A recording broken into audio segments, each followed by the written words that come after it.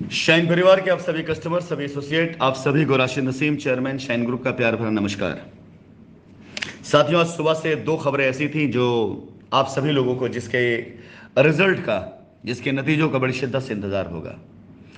एक, संदीप पांडे की bell cancellation की एप्लीकेशन, और दूसरी दलाल सत्येंद्र नाथ श्रीवास्तव की बेल का क्या स्टेटस है। तो बताना मैं चाहूंगा कि संदीप पांडे की जो बेल कैंसिलेशन की का स्टेटस था वो सुबह ही खबर आ गई थी, क्योंकि जिस कोर्ट में आज ये बेल लगी थी कैंसिलेशन की एप्लीकेशन, वो कोर्ट आज स्थगित कर दी गई और अगली तारीख आ चुकी है। अगली तारीख आपको कल बता दी जाएगी। लेकिन इस दलाल, महादलाल सत्येंद्र नाथ श्रीवास्तव का जो बेल का स्टेटस है, अभी वो ऑर्डर रिजर्व है और आशा करते हैं कि कल आप सभी लोग सामने ऑर्डर होगा।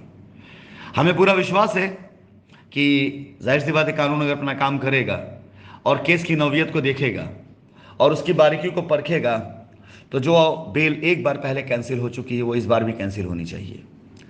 लेकिन फिर भी अगर 1% मान लेते हैं कि इस पूरे मैनेजमेंट में कहीं ये मैनेजमेंट भी काम कर गया और किसी कारणवश अगर ये बेल मैनेज हो गई, तो इस केस की रूपरेखा और इस केस का स्टेटस और इस केस की अगली जो होगी ना रणनीति, वो बड़ी खतरनाक होगी।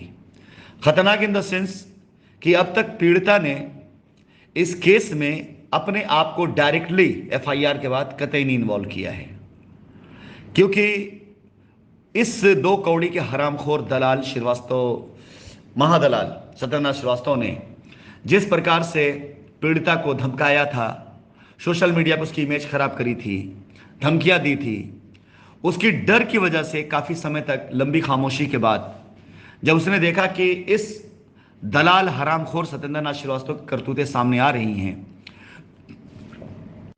तो जैसे हिंदुस्तान के कई हिस्सों से कई लोग निकल करके उभर कर इसके खिलाफ खड़े हो रहे हैं, वैसे इसके द्वारा प्रताड़ित किए गए वो लोग भी अब सामने आना शुरू हो चुके हैं जो इसकी प्रताड़ना के शिकार बने हैं। तो पीड़िता इस केस में जिसने ये मुकदमा दायर किया है, उसने भी इस बात को निर्धारित किया है कि यदि इसकी बेल किसी कारणवश किसी मैनेजमेंट से एक्सेप्ट कर ली जाती है, तो इसकी बेल को अपोज करने के लिए सारे साक्ष्यों के साथ पीड़िता खुद आकर के न्यायालय के सम्मुख गुहार लगाएगी कि ऐसे वहशी दरिंदे को, ऐसे खतरनाक मुजरिम को, ऐसे इस प्रकार के व्यक्ति को जिसको समाज में, जिसकी खुद की कोई प्रतिष्ठा ना हो लेकिन दूसरों की प्रतिष्ठा को तार तार करता हो, इसके खिलाफ कार्रवाई के साथ साथ इसकी बेल कैंसिल की जाए। फिलहाल आशा करते हैं कि कानून अपना कार्य करेगा और उस पर हमें पूरा विश्वास है।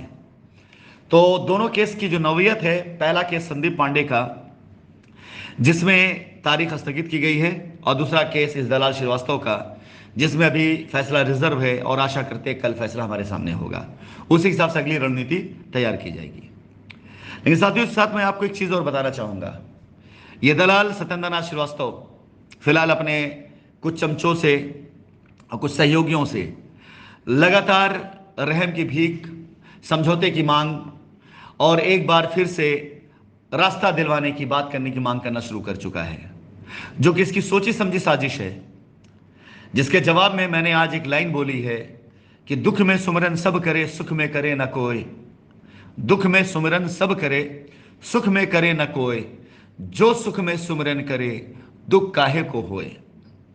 तो आज जब दुख पड़ने लग गया, आज जब सामने रास्ते बंद होने दिखने लग गए, आज बेल का खेल जब उजागर होने लग गया, और ये बेल का खेल तो इतना खतरनाक खेल है कि जिसमें इसके साथ साथ न जाने कितने लोग नपेंगे, तो अलग अलग जगहों से, अलग अलग कोनों से पैरवी आनी शुरू हो गई है कि विवाद खत्म कर लिया जाए, बैठ के बात कर लिया जाए, बातें खत्म कर दी जाए, क्यों एक दूसरे की टांग खींची जा रही है, और दुनिया भर की चीजें।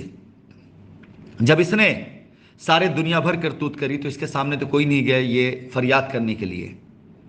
तब तो ये कूदा करता था बंदर तरह एक डाल से दूसरी डाल पर, और आज जब खुद के ऊपर विपत्ति का पहाड़ टूट रहा है तो सामने आकर के लाइव में तो दुनिया भर की बकवास करता है, लेकिन पीठ पीछे अपने शुभ चिंतकों से, अपने आकाओं से, अपने दलालों से, अपने चेलों से यह मैसेज करवाता है कि बैठकर बात कर लेने में फायदा है, इस तरह की बातों से क्या मिलने वाला है, और दुनिया भर कहानियां।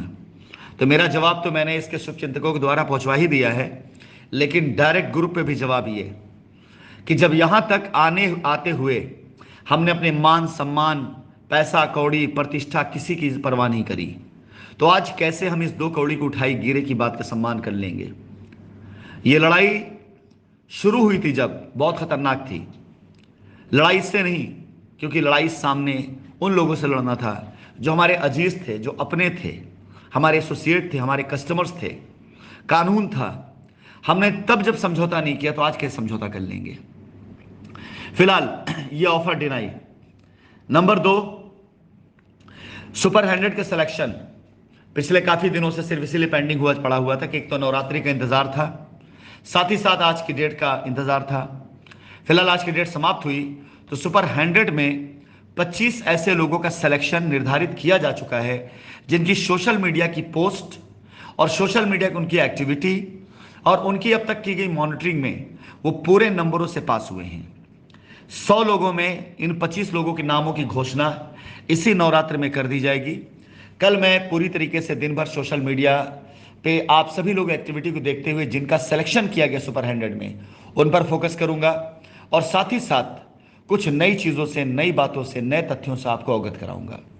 फिलहाल आज की न्यूज़ जो आप जानना चाहते थे, संदीप पांडे के केस में अगली तारीख लग गई और आप सभी लोगों का ये खेलने का आजकल खिलौना बना हुआ है बबुआ सत्येंद्रनाथ श्रीवास्तव दलाल, इसके मामले में अभी फैसला कल आने वाला है।